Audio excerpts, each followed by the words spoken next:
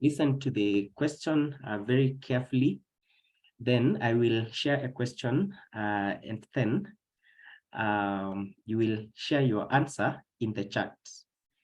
And then the winner of this will have a chance to win 100 bob airtime. So just to make sure whether you're psyched for this, just reply with some emoji in the chat, just to know whether we are ready for this. Yeah, so, and with that, have your chat ready, Opondo. Okay. Okay, let's see whether you're going to win this. Who else is on the call? Okay, I can see, yeah, some reactions coming up. Otieno, Akinyi, okay. Sawa. At least I know we are able to type. So just be on your chat, Francis. Thank you. Yeah, so here is a chance for you to win 100 bob airtime in the preferred network of your choice. Now we have had, okay, so listen to the instructions very carefully. I'm going to ask a question, and this question has two parts. So you are supposed to give these answers in the same text. So like, don't answer the first question or the first part of the question and send. So you need to send both. And the winner will be the person who will accurately give the answer and the fastest to do so. Okay. For those joining us, we are doing 100 bob airtime challenge. And for this, the instructions are very simple. So I'm going to ask the question. And I want you to type the answer in the chat, and they should be both, like, give the answers to both types, to the both parts of the question. So here's the question. We have had 2 sessions so far. Can you type who facilitated both sessions, the full name, and the topic that they facilitated? Let me come again. The who did the sessions in order, the first one and the second one, and what were the topics. The first person to write that accurately, you're going to win 100 bob airtime. Okay, let's go. Who gets this?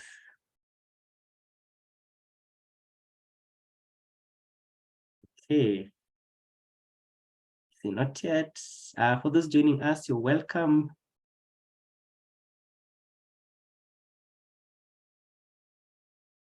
I hope we got the instructions very well. Both parts of the question, for the first and the second question, and the topics, they need to be in the same text.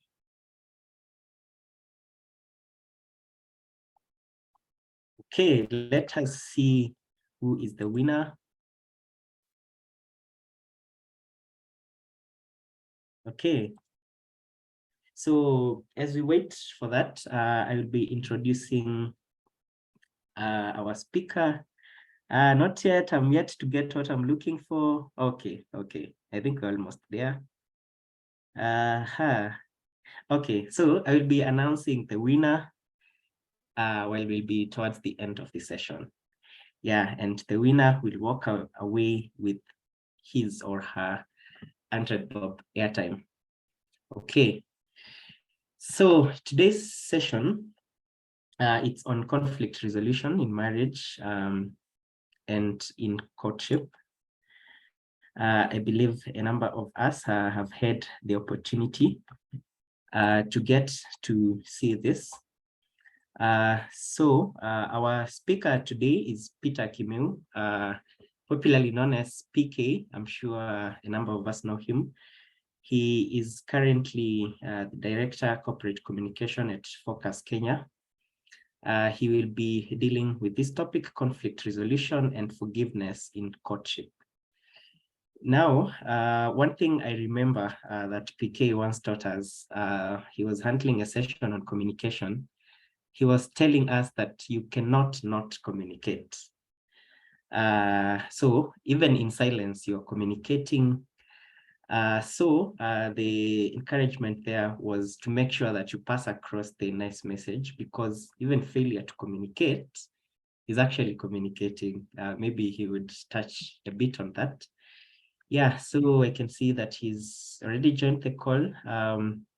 PK, you're welcome, yeah, to start this session. Yeah. Thank you so much, Peter. It's good to be here. I am sure I'm speaking to quite a number of people that we have met before in JQuat, but it's exciting to be back, and I am looking forward to having a great session. Peter, the question that you have really asked, I wonder why you give that present to that person. I thought you would have asked an application question from what they learned, because I know they have gone back to the posters to see the to see the topics and the speakers that were handled. So resume our recording so that now I can share the slides for the presentation.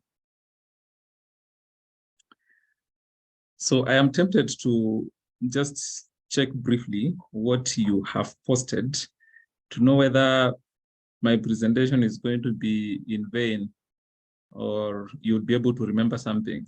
So I can see people have managed to remember the name of the facilitator and the topic, but it would have been nice to just hear what you're getting from those sessions so far.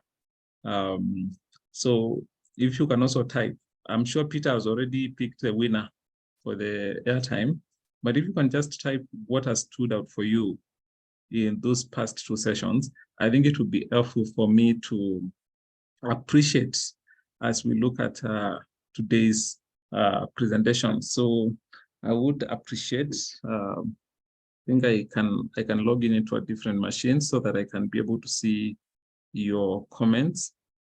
So let me see whether there's anyone who has said anything apart from just mentioning the speaker.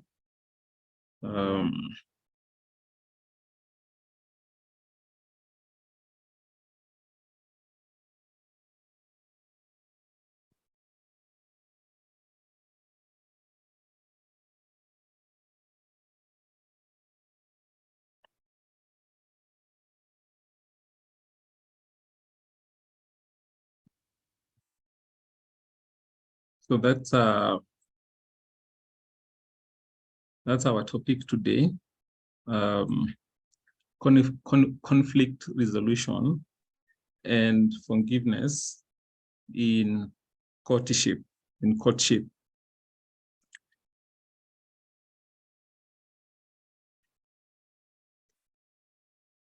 So we will look at three things among many other things: sources of conflict in our courtship, ways of seeking reconciliation while in a conflict, and some of the biblical principles in resolving conflicts in a healthy manner.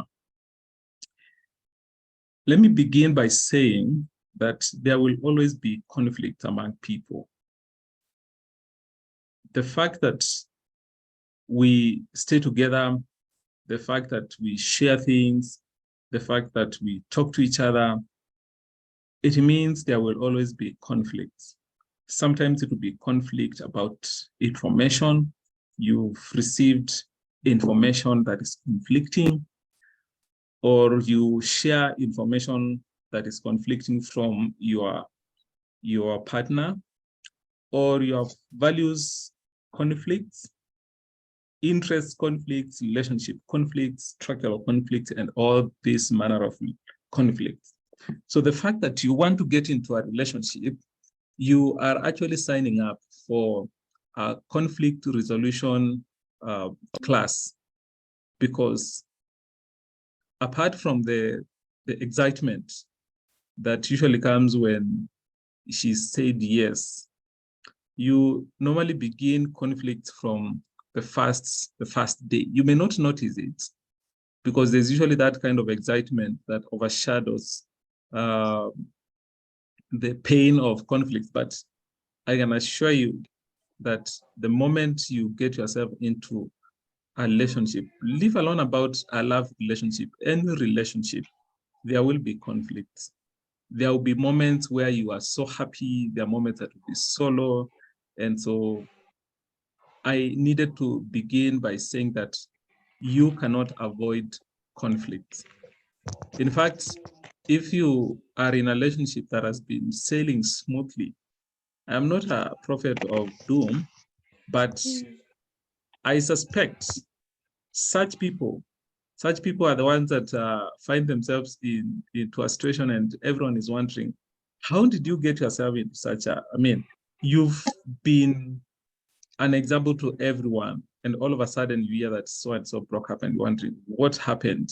Sometimes it's because those people assumed the conflicts that they had, or they pretended, or there was just something that was not right. So if you've been relating, and I believe most of you are here should be because you've come for that reason, or you are an aspirant. But whichever state that you are in terms of relationships, just know that you will have conflicts. The moment you say yes to someone, the moment you approach someone for a relationship, just be prepared for conflicts. So the first question or the first objective for this session was to identify some of the sources of conflicts that we have. And because I like research, I like just taking surveys, I posted this poster on my status and asked people to let me know why they think or where they think are sources of conflicts in love relationships. And I received a number of responses, which I have analyzed, and I am about to present the results to you. So I co-created content with all my fans on WhatsApp. So what I'm about to present is not my ideas. I have actually not added anything, but I've just analyzed the data that I received. When I analyzed the data, I realized that the sources of conflict could actually be categorized into two categories. There's what I call the internal sources, and these would be conflicts that are partly caused by the individuals. People are responsible for those conflicts. But then the second one is the external sources. And the external sources is what I classified as the conflicts that are partly beyond the person. Like, you are not necessarily the cause, but there are things that are without you that are causing those conflicts. So let me share the data that I received. The internal conflicts, the greatest, according to this survey from my audience base, is that the greatest source of conflict in love relationships or in courtship have to do with communication or misunderstanding. So any statement that showed that there is lack of good communication or people misunderstood each other, I classified them to communication and misunderstanding, and they are accounted for over 40%. So if you are relating, if you are in a love relationship, you are likely to have your conflicts result from your failure to communicate or misunderstanding that is caused by that communication, I believe. And secondly, is the source from unmet or unrealistic expectations. And these are accounted for about 20%. Then there were assumptions, which are close.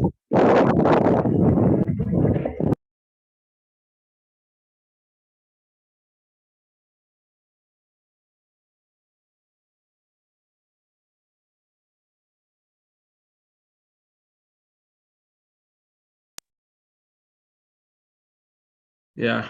Thank you for that. I believe, Peter, you've managed to mute everyone and not giving them the opportunity to unmute so that we don't get disturbed. Thank you. Thank you for that response. So I was saying that the third source of conflict would be on assumptions. Then the rest shared equal percentages, less than 10%, that is offering differing goals and dreams, challenges in boundaries. Some people say that when you do not respect boundaries or you don't set those boundaries, then others say that kuna feature game where you do not reveal who you are.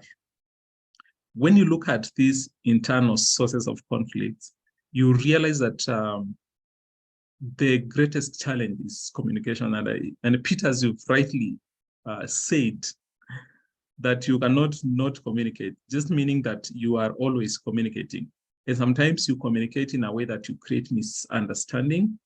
Sometimes you leave out information and therefore you leave people to assume or to fill in the gaps.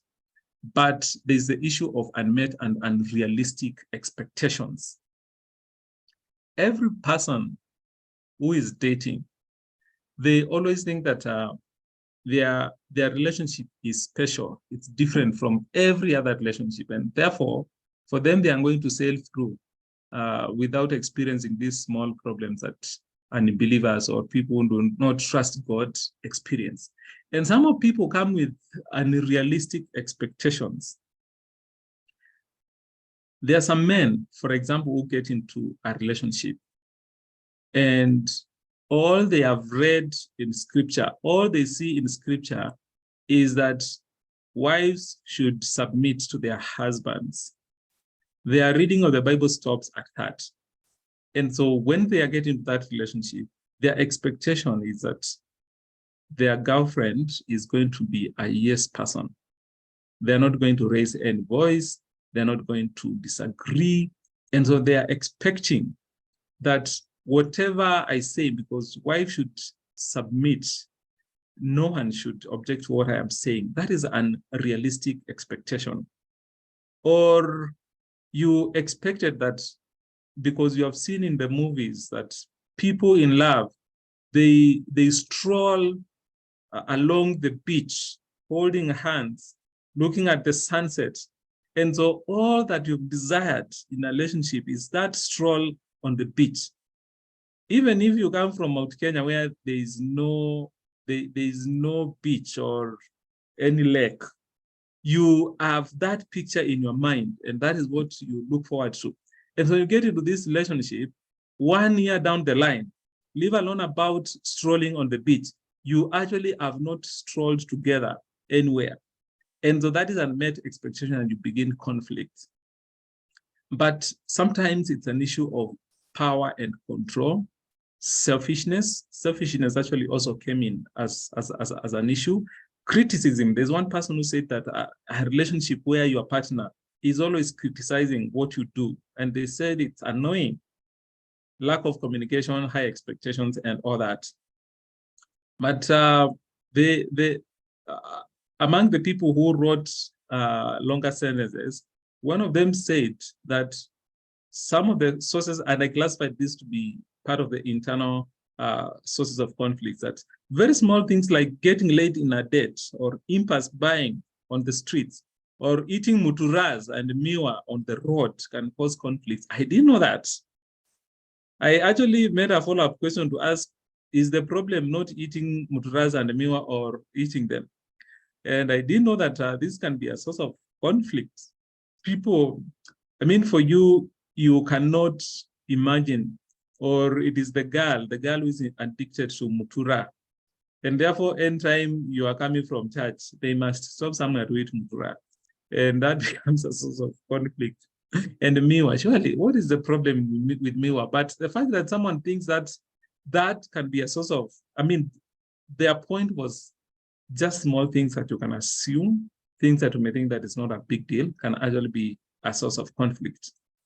But there is the issue of feature rangi. This person says that fakeness, and this is where you pretend. You you pose to be who you are not. You know, when you meet for the first time, you had applied this kind of makeup and you have consistently done that. But now, because you are already have achieved whatever you wanted, you relax. And one time you meet with your boyfriend and they're wondering, why is my girlfriend getting late? Because they can't see the girlfriend anywhere. Maybe the girlfriend has just arrived, just that they have never seen them without makeup. Or you are always pretending to be okay. You know, when you go for a date and you are asked to ask for a meal, you are always asking for light meals at the beginning or before you get into the box.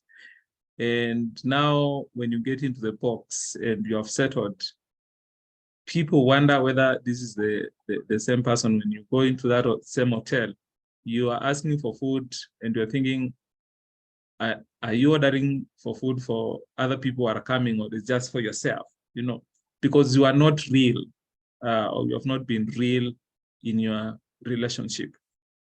But the external sources, what I classified as external sources, these ones I will try to take some time in them, because as I mentioned, these are sources that are beyond you. They are not necessary. Even though you have some level of control, it is beyond what you can, or you are not necessarily the initiator. The issue of personality differences. And the person said, this is very pregnant. He said that they meant that it's a big issue, personality differences. But you know, for some reasons, it could be that that personality difference is actually what attracted you to each other. When you look around, you realize that most of times, extroverts will marry introverts. And I think it's for obvious reasons. When you are two extroverts in a family, sometimes you may have the challenge of who is going to listen to who, because you see extroverts, they think on their feet. They talk and then later on begin thinking about what they were saying. So that could be a source of conflict, but most of times that personality difference is actually what attracts you to each other.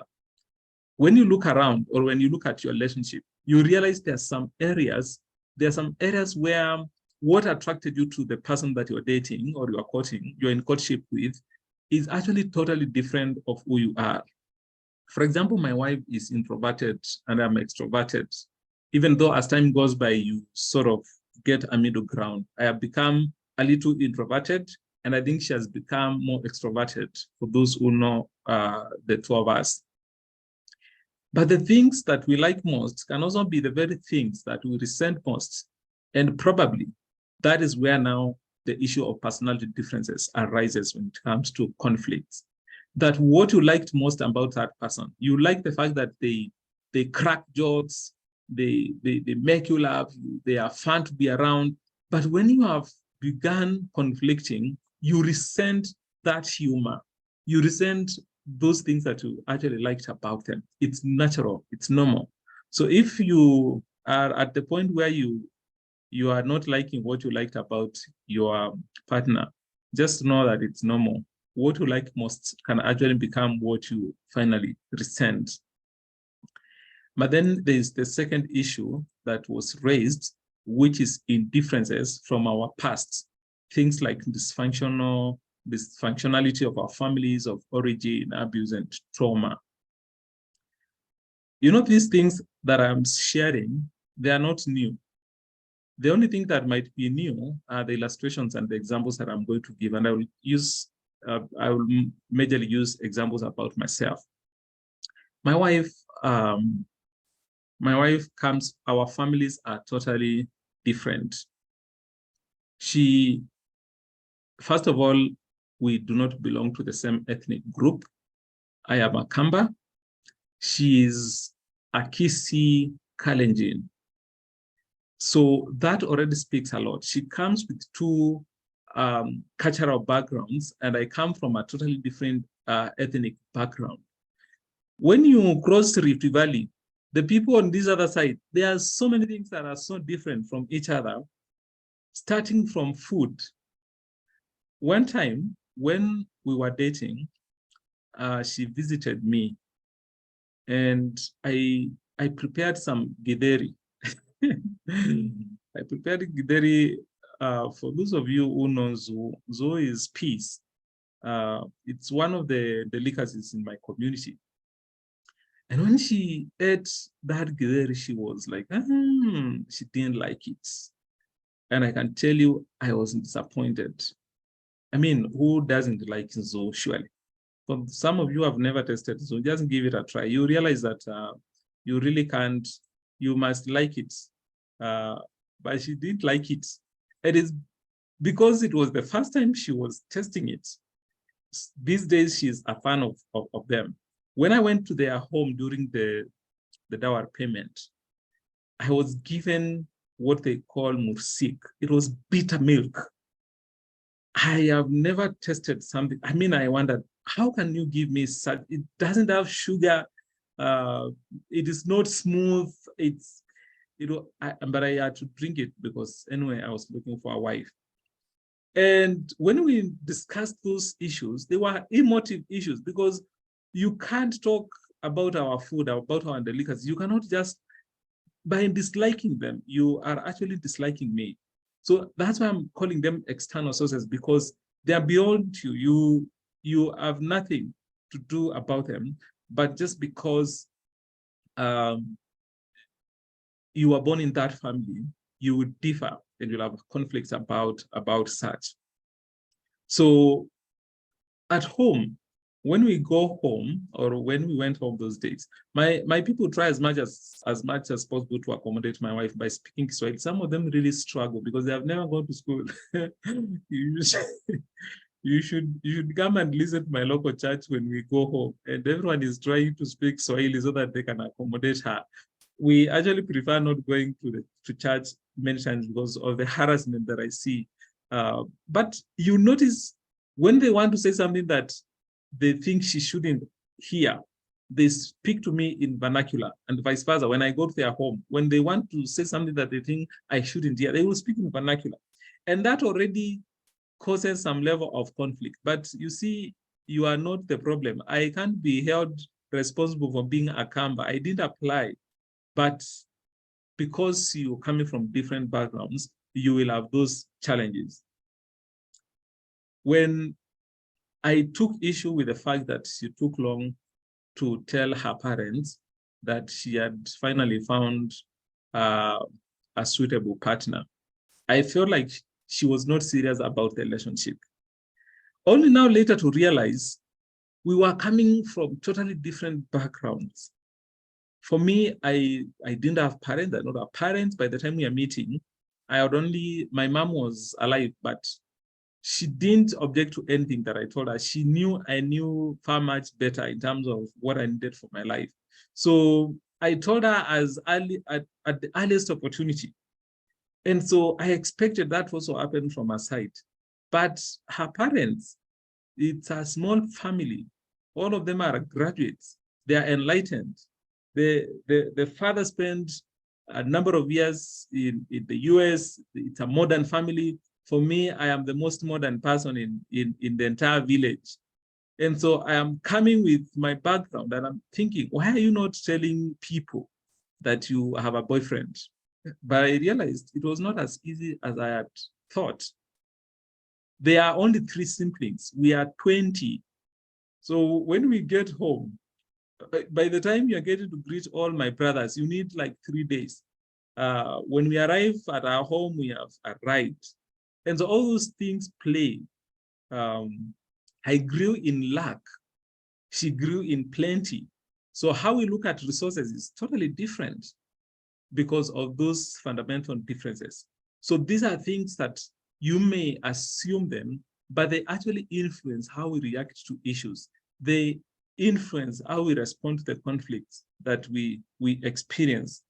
If, for example, you have seen your parents fighting or betraying each other, you are likely to always look at your boyfriend or your girlfriend in suspicion. If you've seen your parents cheating on each other, for example, at the earliest opportunity, you will begin saying, yeah, this is familiar. You are now beginning to cheat. Just because your phone went off and you are not able to charge it, you already can see the cues to cheating because you've grown in a family where there was cheating. So all these things will influence, or they will be sources of the conflicts that we experience. And before I get into, one of the person who wrote a long paragraph on these issues, they said that the excesses in our personality traits means that we will conflict. Human desire to be in control means we'll be in conflict if we see any signs of this being threatened. As sinners who continue to work out our salvation with fear and trembling, the sin in us leads us to conflict. Failure of our spouse to meet our expectations on behavior, finances, career and development can lead us into conflict. And the expectations are often shaped by friends, society, media, family background, and personal goals. And I think this was a summary of what we had said. So there could be so many other conflicts. And I want to give you now an opportunity to also contribute to this discussion. What are some of the sources of conflicts that you have experienced so far, or you have seen from your friends experiencing? Let's hear. And here I'm going to call names, except if you volunteer on time. Yeah.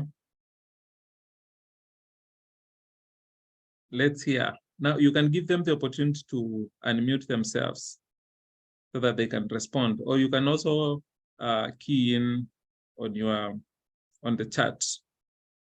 What are some of the conflicts that you have, or sources of the conflicts? Differences between men and women? Yes, we look at things differently. Men, and these days sometimes it's not necessarily because it's a men's thing. Sometimes it's just that you would be the man, but you have behavior or you have preferences similar to the women, and the vice versa. But yes, the differences between men and women. Men, for example, don't like details. Women like details.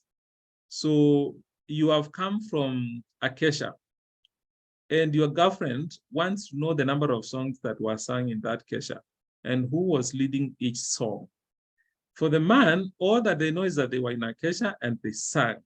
And that can actually be a source of great conflicts. Any other? Let me see whether there's anyone I know who is logged in here.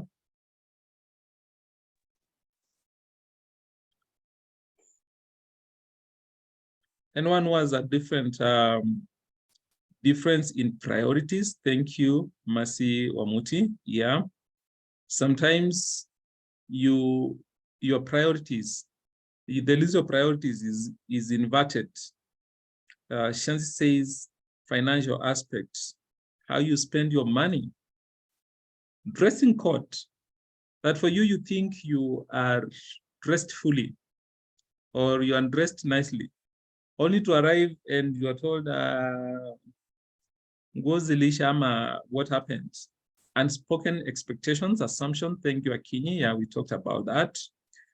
The issue of time conscious, past traumas. Yeah, with Derek, we've talked about past traumas, emotional aspect, grace. Yeah. So yeah, so we will experience conflicts. Conflicts will be there, whether they are going to be externally influenced or internally influenced, but we are going to experience them. So the question is, what do we do with those conflicts when we experience them? Do we break our relationships because of the conflicts that we experience?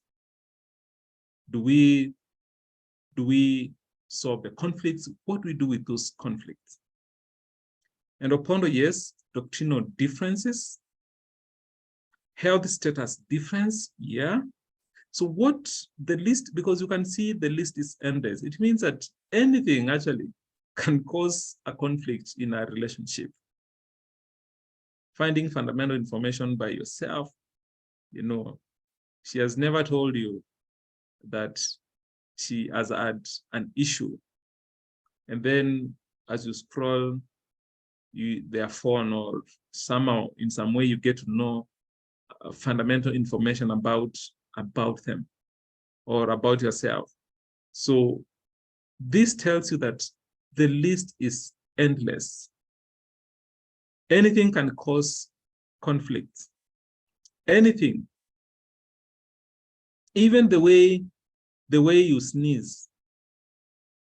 When we got married, one of the things, because of what I explained, growing in lack and her growing in plenty, we would start eating. In the next 2 or 3 minutes, I am done with my food. And she adjusted and she would wonder, what's the problem? Where are you running to? Where are you rushing to? But you see, now when you are growing up, food was scarce. So your speed saved you, because all of us, the siblings, we would be eating from a common place. So it is your speed that saved you. And so I come with this in my marriage. And she serves food and she's wondering, so who are you competing with? Why are you eating so fast? And for me, I have never known that I eat very fast. Then I was not a good speaker. I didn't know how to pronounce many words. And sometimes she would just keep on correcting me, and you're feeling, well, this is tough. So we would be walking and would conflict on which matatu to take. So anything would cause conflict. So the issue is that we have to learn how to solve conflicts. And so the other half of my presentation is going to be helping us to know how to deal with conflicts. So the first issue that I want to present to us is the issue of attitude. What kind of attitude do you come with? Do you believe that the conflict that you have can be solved? That is the starting point. If you do not believe it can be solved, or if you're not willing to solve it, then no matter what you do, that conflict can never be solved. So you've been conflicting about how to spend money. For you, you have decided, I know better on how to spend my money. I am the one who works. You're not the one who works. Every time I wake up to go work and get my own money. And so you have no business in addressing me or helping me know how to spend my money. That attitude, no matter what you do, you can never solve that issue of money, because you've already decided that it's not a conflict that I want to solve. So that is the starting point, the attitude. So you need to admit the problem, admit that there's a problem. We may see the problem differently. In terms of intensity, we may think that this is not a serious problem, or the other person may think this is a serious problem. But at least you need to appreciate that there's a problem and admit that, yes, this is a problem that needs to be solved. Then empathize, appreciate the other person is hurt. For those of us who like logic, sometimes we hurt people very much because we do not want to get into their shoes to know what they're experiencing. That your girlfriend is hurting because your phone keeps on vibrating and it is causing embarrassment. And for you, you don't see how that is an embarrassment. You need to get yourself into her shoes to actually know what she could be feeling and empathize with her. Because if you do not do that, you remain with your logic, you'll not be able to feel what she's feeling, and therefore you get it difficult to solve that problem. Then, are you willing to solve the problem? That's a question that I asked. And are you ready to listen?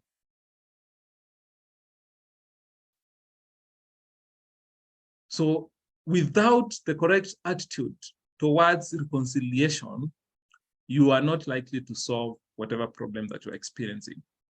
But the second issue is perseverance.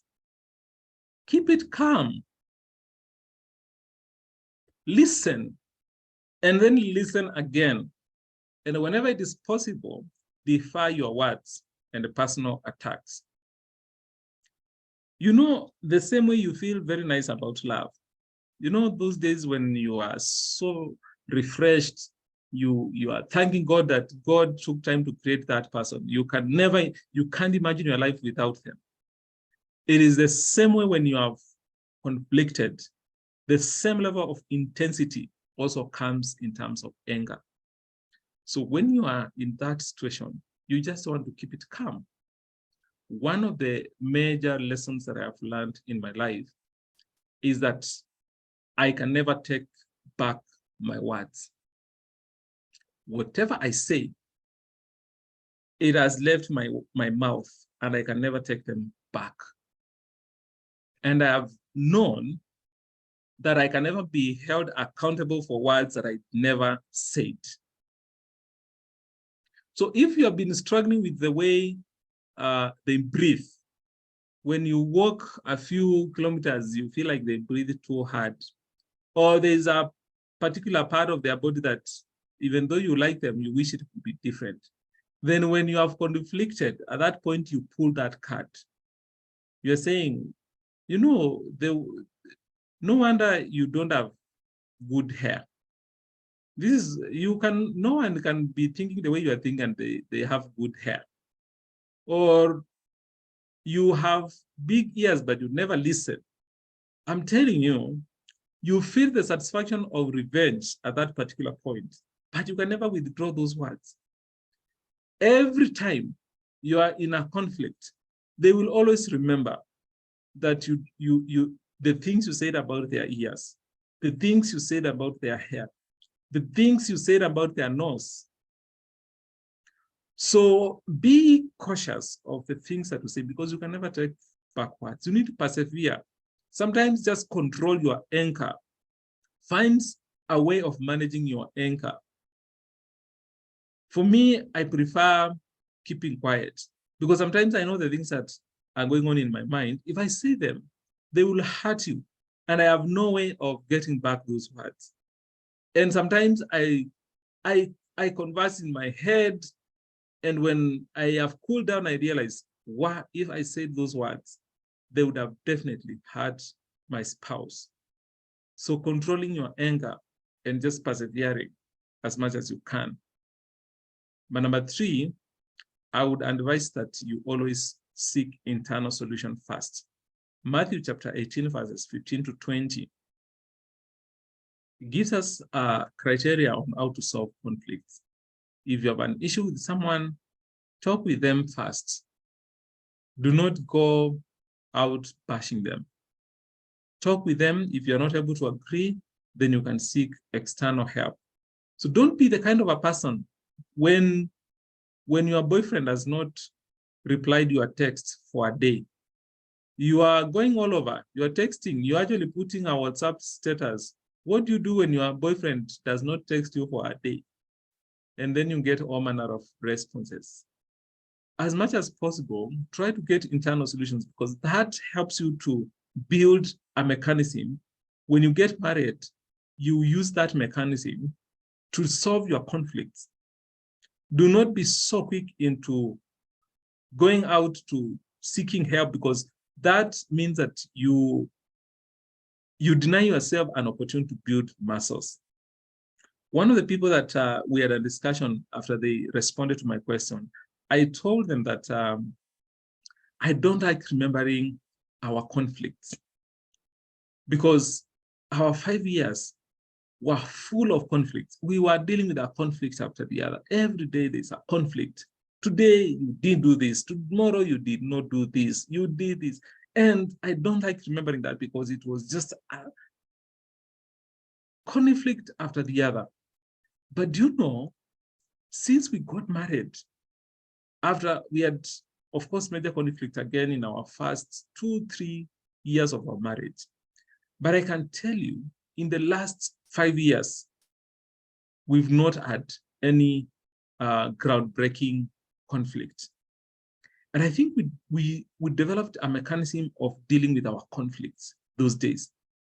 We rarely get to seeking external help. One of the major conflicts that we had was on a week of our wedding. We conflicted to the extent that we did our what is it usually called? The rehearsals. The rehearsals were on Wednesday. We did them when we were not talking to each other.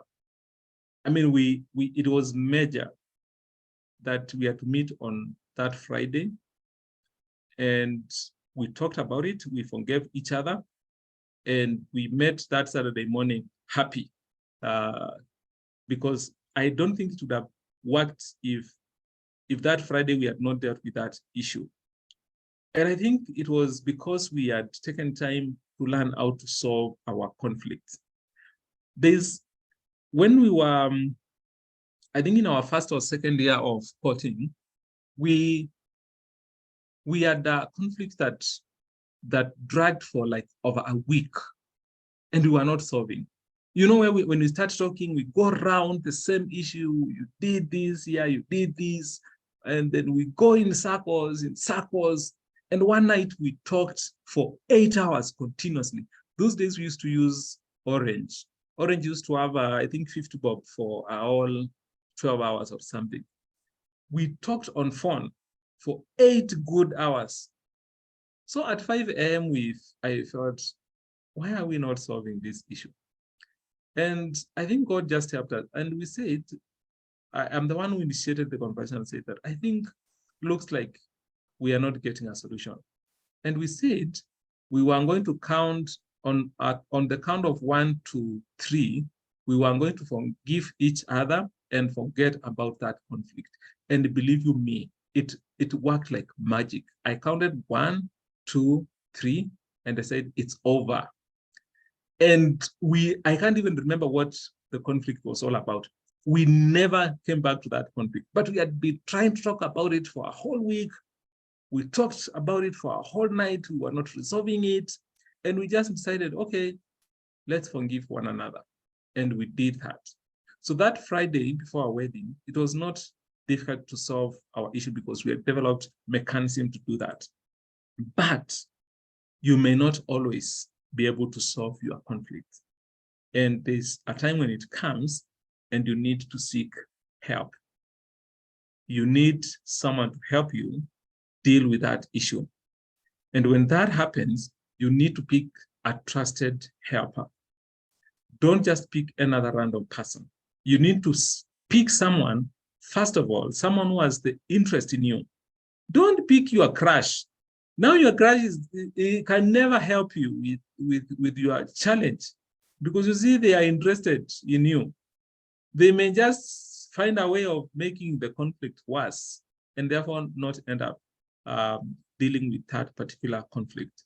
So get someone, a person of high authority, someone both of you believe in, someone both of you can respect, and that person should facilitate you to talk, not giving you solutions. Their work should be able to help you to talk and to find solutions on what you are experiencing. But finally, is that you must learn how to sacrifice. If you are not willing to compromise, if you're not willing to shift your stand, then do not get into a relationship. The book of Philippians, chapter 2, verse 3 to 5, the Bible says that do not do anything out of self-ambition. Just a minute.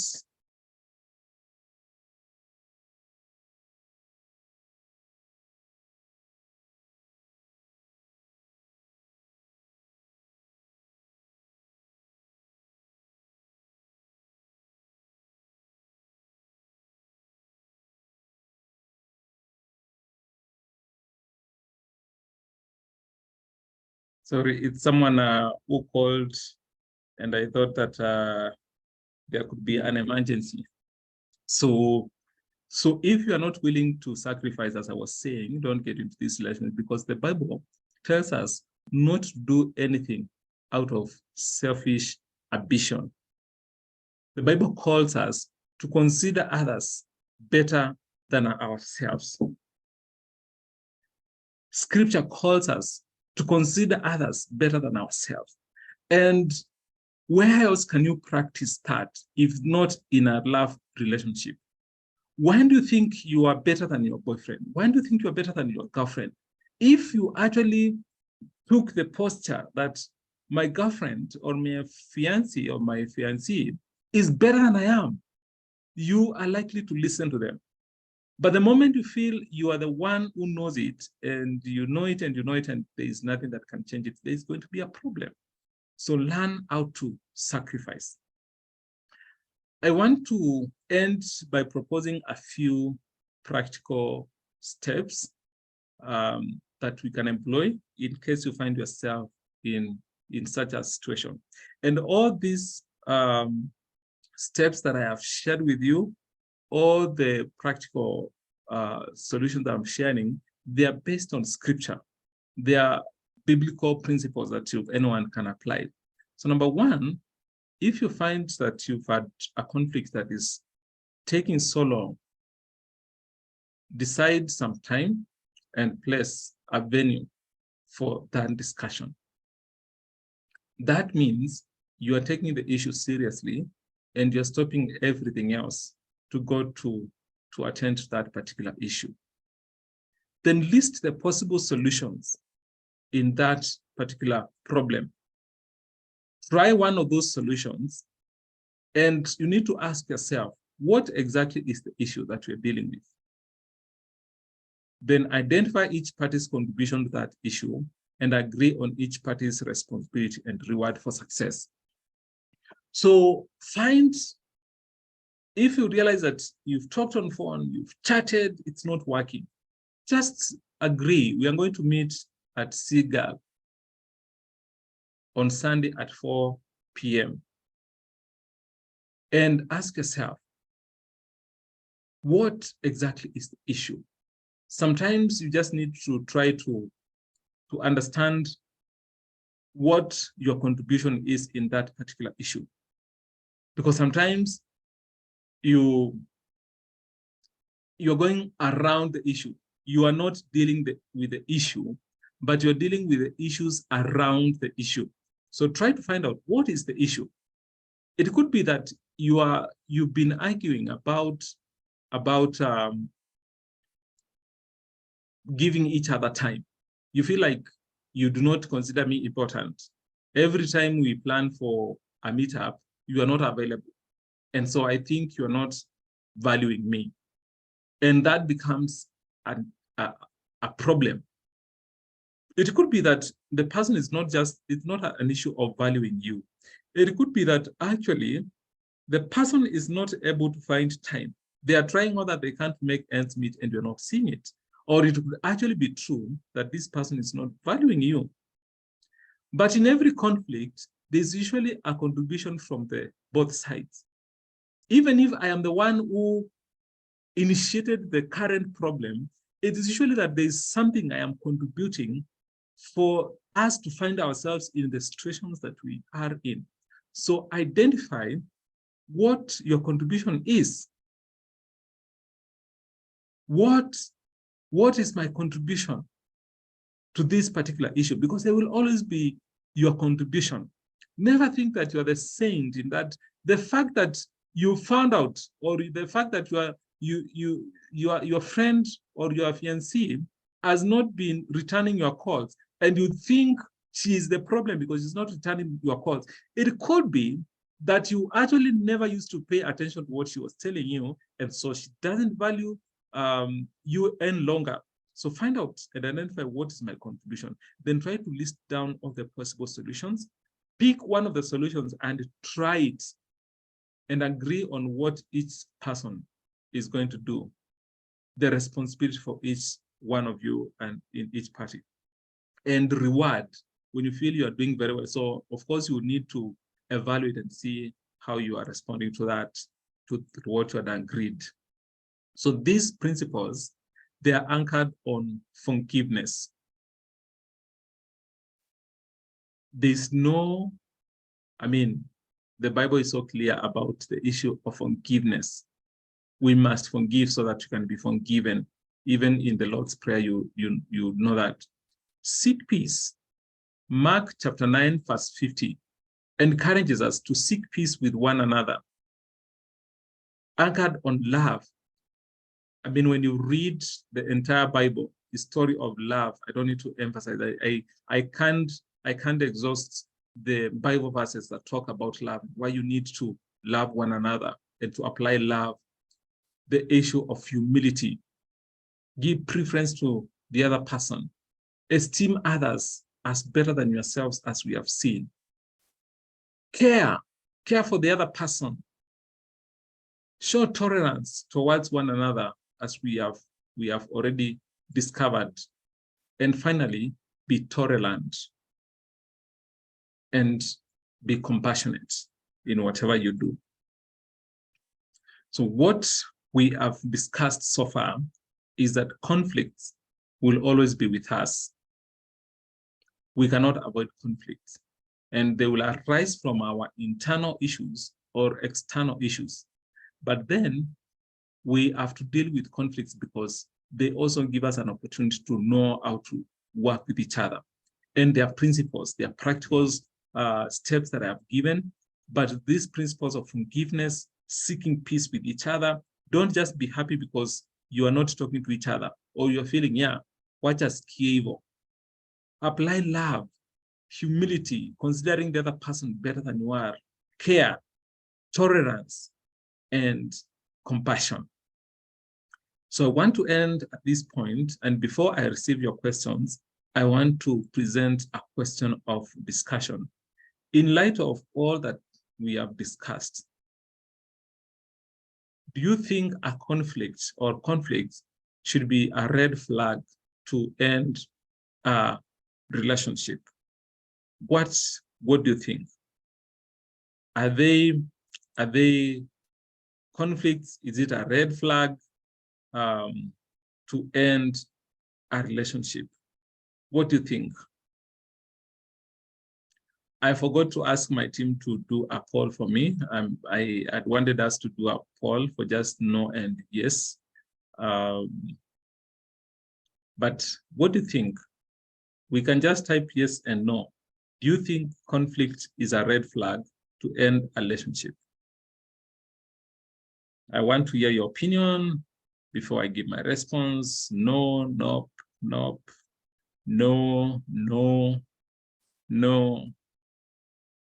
I think a negative attitude towards conflict resolution is a red flag rather than conflict itself. Thank you, Stephen, for that. Depends. Okay, when you say depends, you can qualify your depending, like what Stephen has done. No, yes, yes it is. Shows difference in values and beliefs. Yes. Depending on conflict at hand. No, but depends on the issue at hand. Yes, if it persists.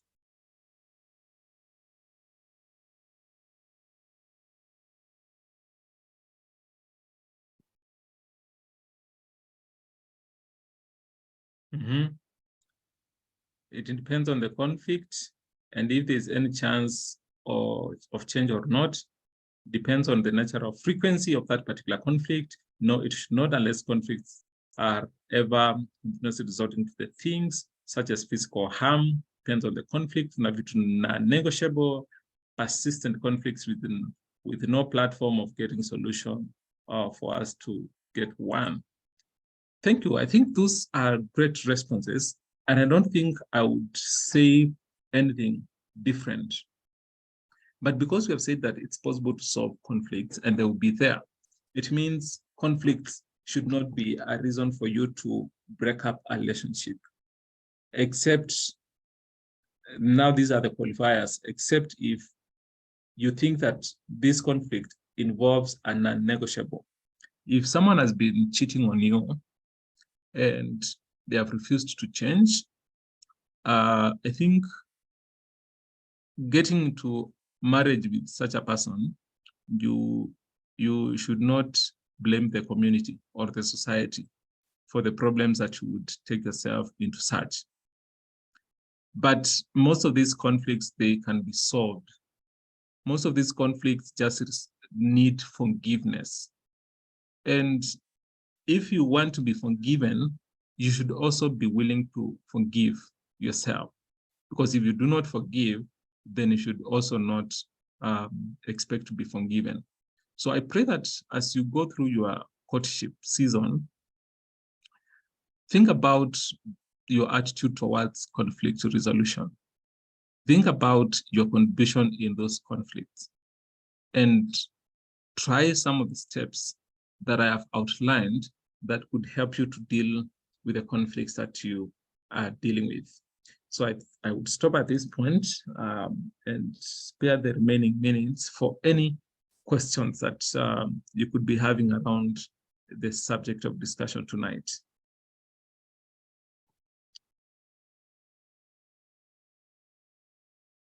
Okay, thank you so much, PK. A great session there. Learning quite much. We can get questions for those of us having questions. Yeah, let's just share them on the chat. Yeah, and I think one thing that has stood out for me as we wait for the questions here, it's the bit on, yeah, listening. I think though you had indicated like listen, then listen. Yeah, and sometimes it's just because of miscommunications here and there. Yeah, and I also realized that some of these things are really like they apply not only in relationships, but also like not only in romantic relationships, but in other relations that we have. Yeah, now that relationships, like in any relationship, there will be conflicts. Yeah, that has been a great session for me. How long should silence be in a relationship in the event there is a conflict? That's the first question. Okay, let's deal with the questions as they come. Silence is not good, although sometimes it might be necessary. Sometimes there's silence that is agreed upon, and sometimes it is silence because you don't have the energies to deal with that particular conflict. So how long? I may not be able to prescribe, but I would suggest if you're in a love relationship, try to talk daily, unless it's absolutely impossible. Talking daily means that there are times you talk even if you do not want to talk. Love is beyond just the feelings. Falling in love is, you know, it usually is in stages.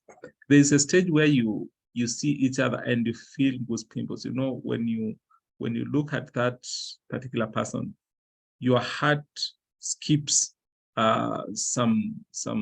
your left ventricle refuses to contract. And you get into that relationship, then you begin realizing, Kupe is not what I was really seeing. Kupe, you also struggle with these things.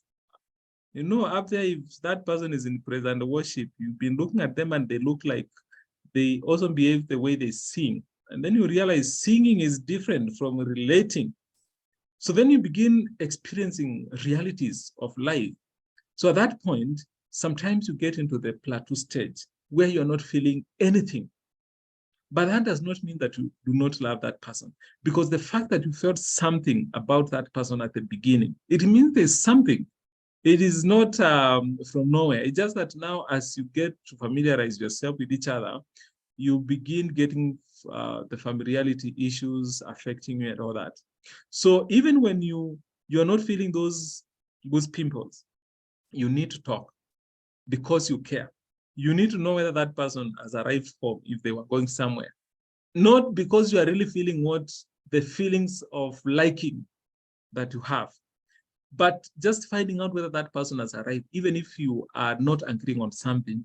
It's a show of care that is what demonstrates love. Just read the book of 1 Corinthians and just see the definition of love there and see whether you're able to apply those things in your love. And check whether there is anything about feelings in description of love. You realize that there's nothing about feelings. It's not keeping a record of wrongs. It is considering the other person better. So silence is not good because it will harm your relationship. Because that silence means that you are filling in with anything else. You are what you're considering as unless you have agreed that you want to take a break so that you can reflect, then that is different. Because some people, they go in that silence and they break up in their hearts and they leave the other person without that information. So unless it's a silence that is agreed upon, I think then you don't need to be silent. Talk to each other on a daily basis if it's possible. What happens? Okay, I can see now many questions have come up thick and furious. How did you manage the background issues? But the question should be, how are you managing? Because you can never complete that management. It's you discover something new every other day. You get children and you realize there's a way that they treat grandchildren, which is not the way I think they should. And that becomes a new, fresh conflict because it's something new. It's been the attitude. First of all, knowing that my in-laws, for example, that is all they know. They do not want to hurt me. They have the best interest in me. And so I wanted to fast track my relationship with my in-laws, but I realized it's going to be a long journey. So it's a long journey, but the attitude, I think, is what has helped me so that whatever new issue that comes, I have the willingness to engage it and to know what to do next.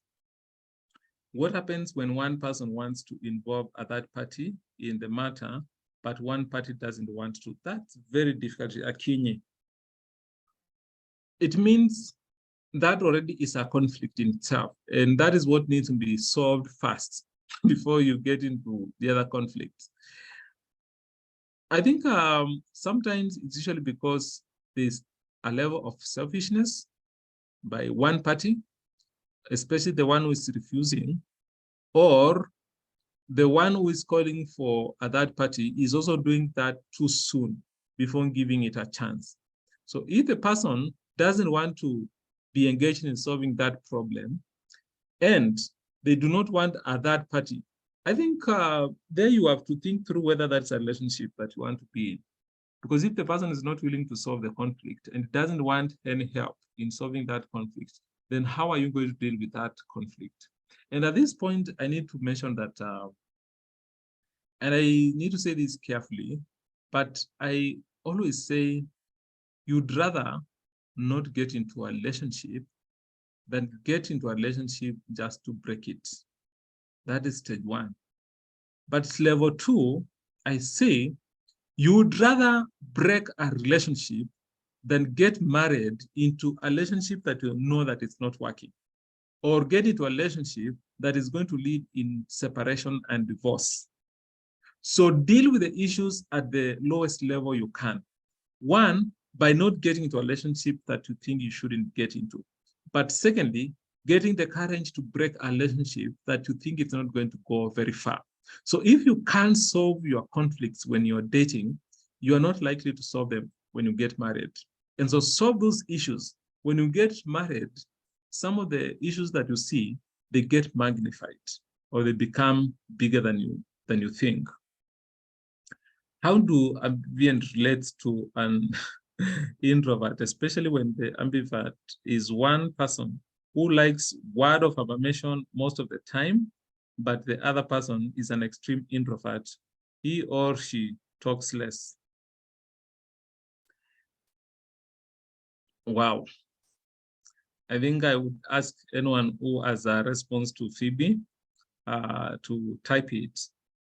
But I do believe by the fact that you are attracted to that person who speaks less, you must have been attracted in the first place. Because I don't think you just got into that relationship where you realize, this guy talks less. Now what do I do? You must have seen them talking less in many platforms, and that is what attracted you to them. So I think when you begin having those issues of thinking it's personality issue, there is a different, they check out what the issue is. The issue may not be just personality. The issue may not be introversion or extroversion.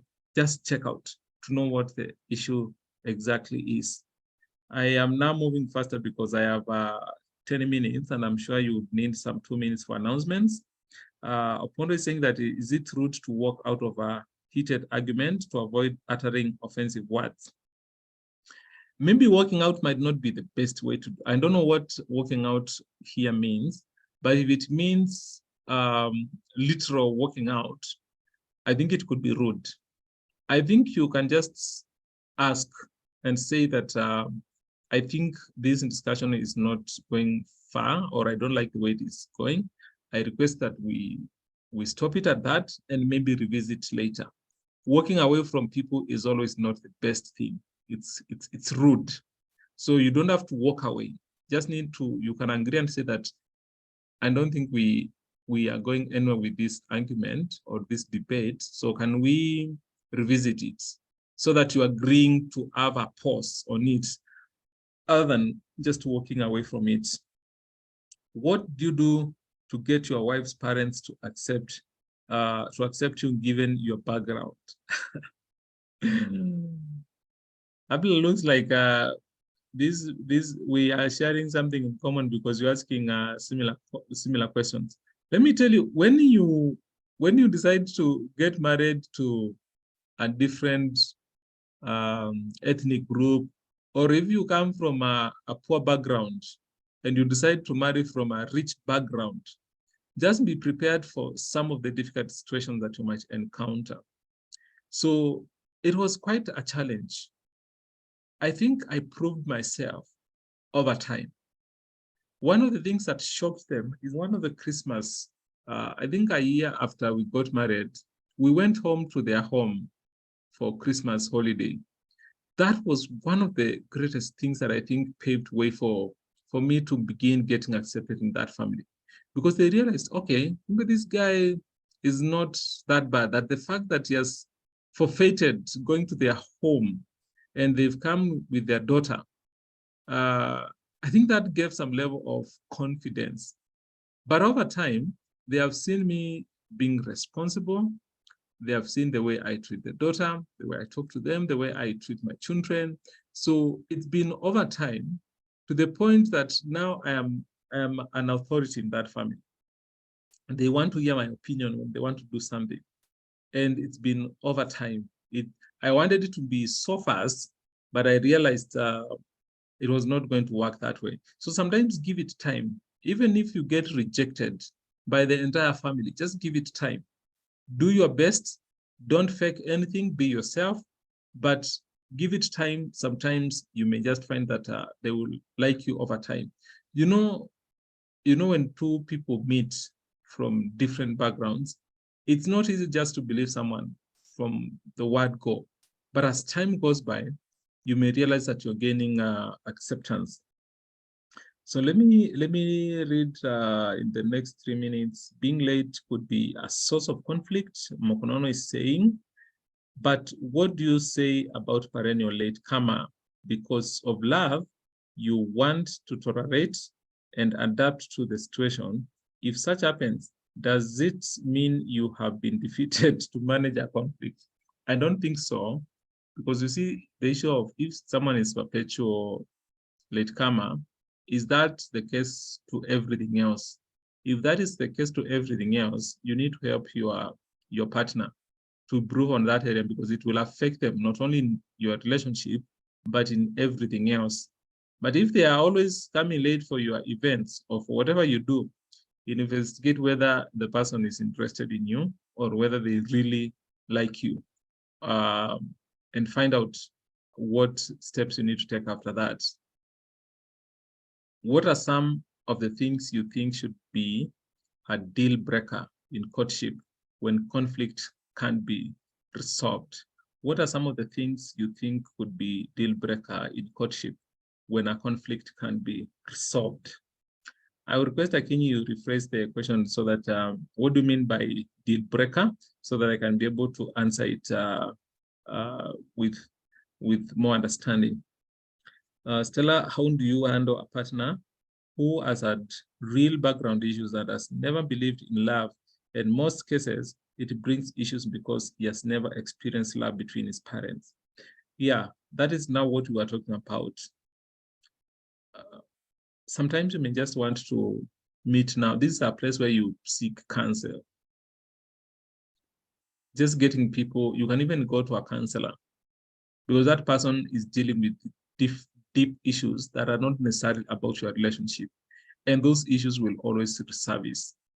There are many people whose relationships are being challenged because of the trauma that they have passed through. And these days, because the issue of mental health is no longer stigmatized, just get to see a counselor. Or even if it's not a professional counselor, seek someone who can help you go through some of these things to at least discover the issues that you are experiencing, because those things will always resurface. They will even affect the way you parent. They will affect the way you deal with other people. So seek help. This is where I outrightly say that you need to seek external help. As a girlfriend, you might not be the person to help them, but they may need some help, not because of your love, but as a person to deal with those issues. Have you been in a situation where your wife thinks a family can help with money and you don't want them to be involved? Have you been in a situation where your wife thinks a family can help with money and you don't want them to be involved? I don't know whether this question is whether the family needs to help you or the wife needs to help the people. Let me ask from both cases. When we first got married, each person wanted to, of course, help their people. And we had agreed on how we deal with that. But because, when we come together, those issues, trust is gained over time. There are times I secretly send money to my family. There are times she secretly also send money to our family. But as time went by, we realized, this is not, this is just childishness. And I think we had to just go through that. So over time, now we don't have those troubles. Sometimes I'm the one who sends money to my in-laws.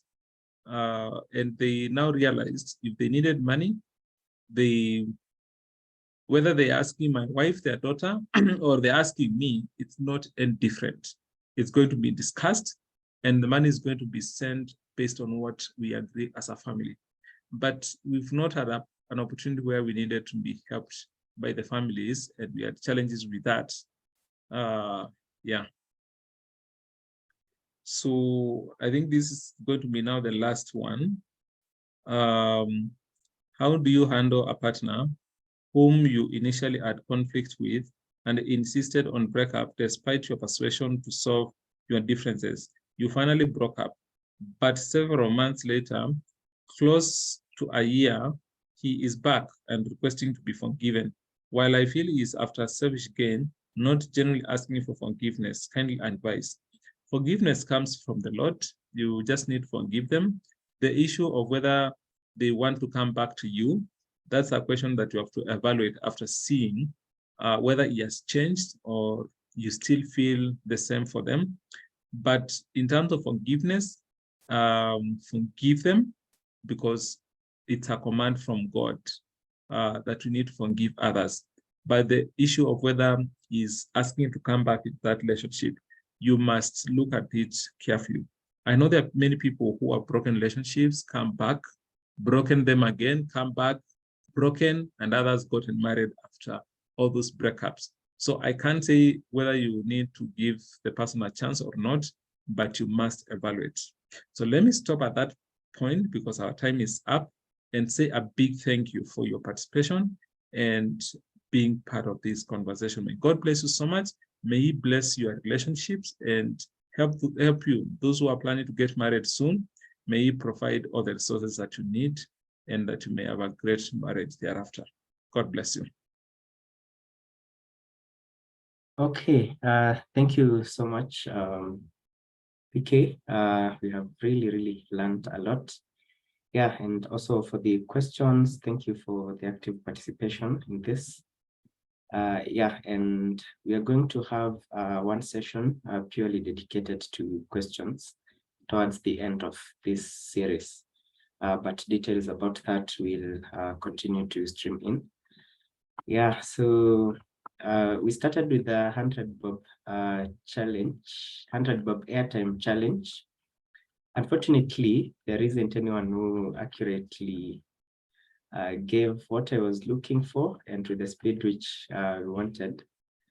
Yeah, but then the people who came close to what I was looking for, it's Joseph Odhiambo and Grace Kinyo. Yeah, so now that like they didn't get accurately, so they just divide. Yeah, so the two of them, yeah, we get 50 bob airtime each. Yeah, and next time maybe the challenge will be different, maybe on the lessons. Yeah, and maybe with more goodies, maybe. Yeah, but my prayer is that we are being edified by this. Yeah, and getting to apply these sessions. I think one of the things which stood out quite much while we were starting